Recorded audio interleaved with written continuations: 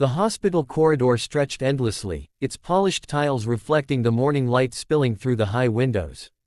The quiet was almost unsettling, only the distant beeps of medical equipment and the faint murmur of voices from behind closed doors reminded anyone passing through that this was a place where lives balanced between hope and despair.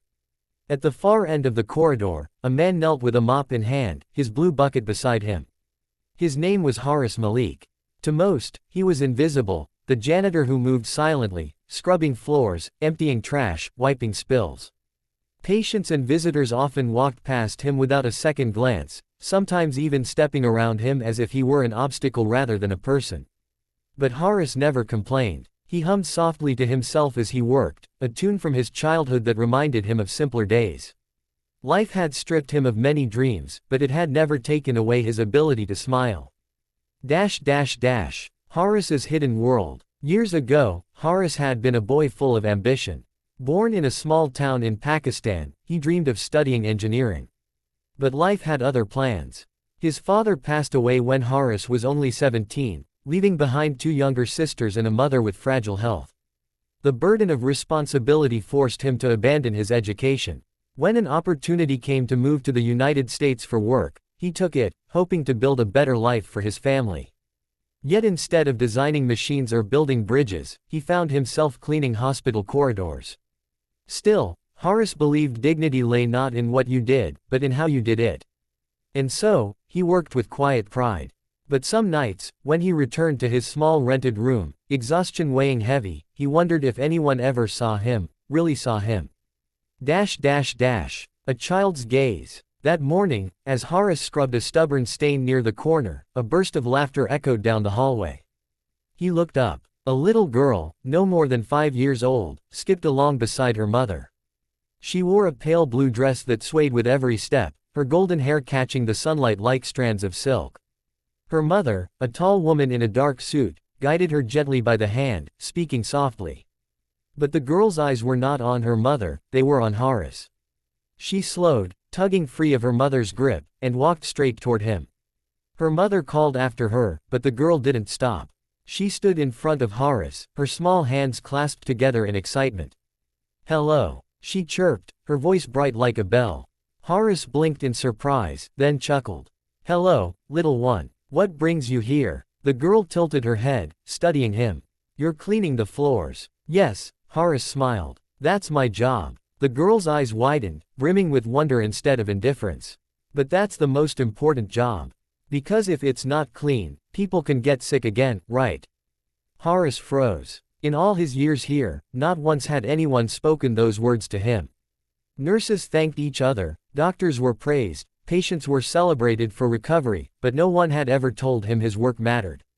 And yet, here was a child, too young to understand the weight of the world, speaking the truth he had longed to hear. A witness in the shadows. Just a few feet away, the girl's mother had stopped in her tracks. She stood still, her hand covering her mouth, eyes wide with astonishment. Her name was Rebecca Turner, a corporate lawyer who had built her life around deadlines and victories. She was used to measuring people by success, by position, by the respect they commanded. Yet in this single moment, watching her daughter speak to a janitor with such sincerity, something stirred inside her. She realized, perhaps with a hint of shame, that she herself had walked past this man many times without ever truly seeing him. Horace's throat tightened. He placed the mop aside and lowered himself to the girl's eye level.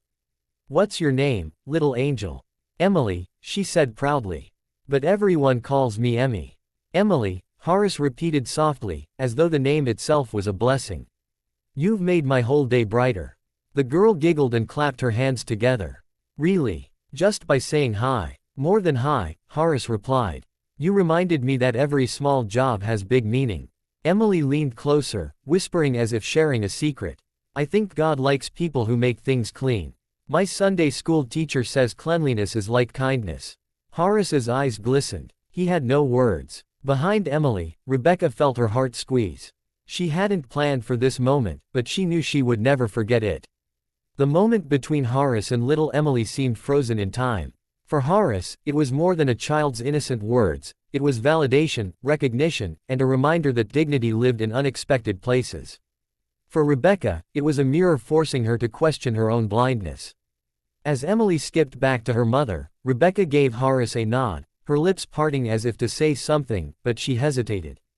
She simply smiled and walked away, holding Emily's hand. But the echo of that encounter lingered in all three hearts.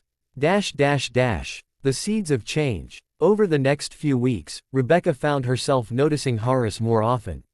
She visited the hospital frequently for her pro bono legal work with patients in financial distress.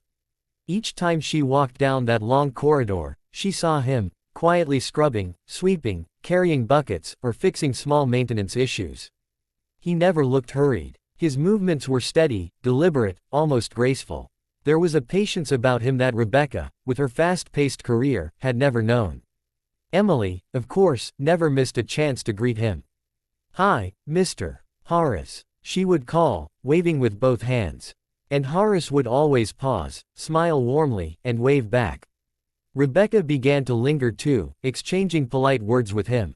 Slowly, she learned fragments of his life, that he lived alone, that he had sisters back home he sent money to, that he worked double shifts sometimes just to cover their education.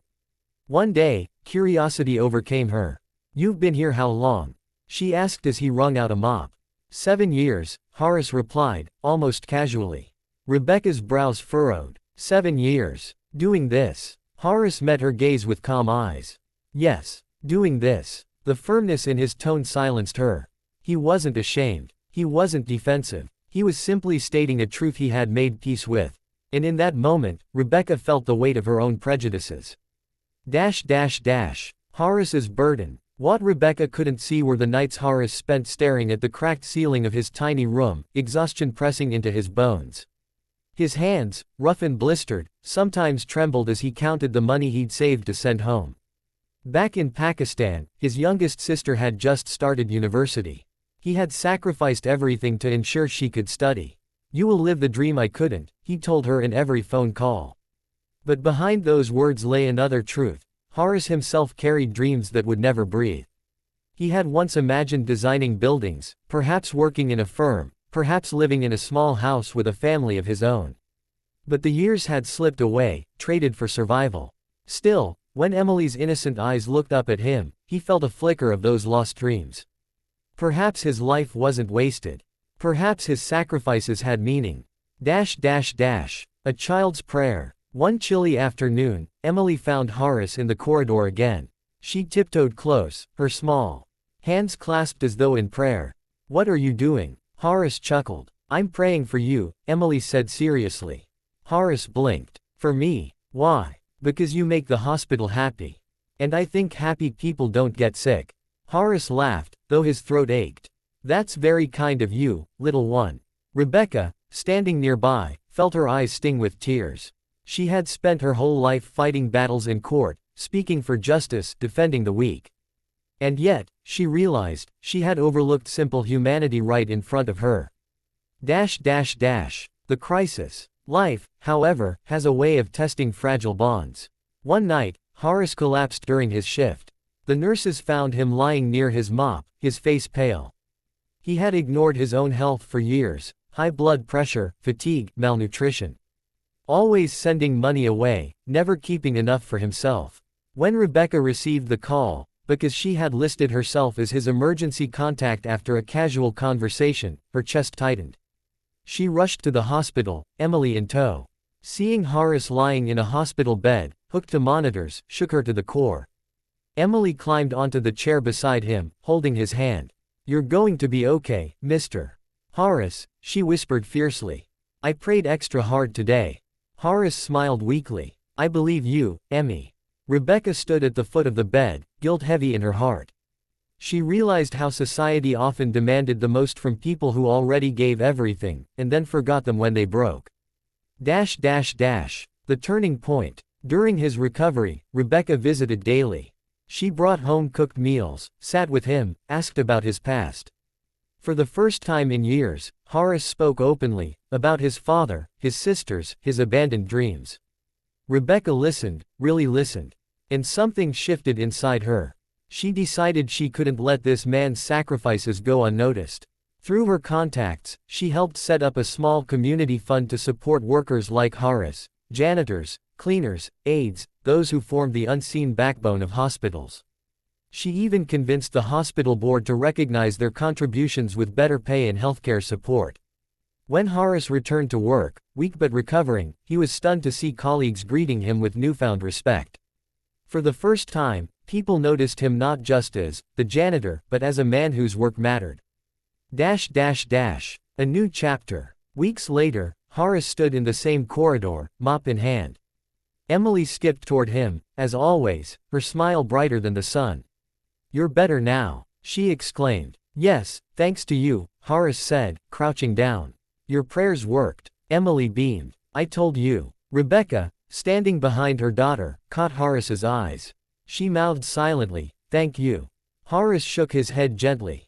"No, thank you." Because in the end, it wasn't just the floor that had been cleaned. It was the dust of indifference, the grime of invisibility, washed away by the pure heart of a child. Cherry Blossom Epilogue. Years later, Emily would remember the janitor who smiled at her as if she mattered. She would carry that lesson into her own life, treating everyone she met with kindness. Rebecca would look back at that hospital corridor as the place where her perspective changed forever. And Horace, though his dreams had taken a different shape, would know that his life, his sacrifices, were not invisible.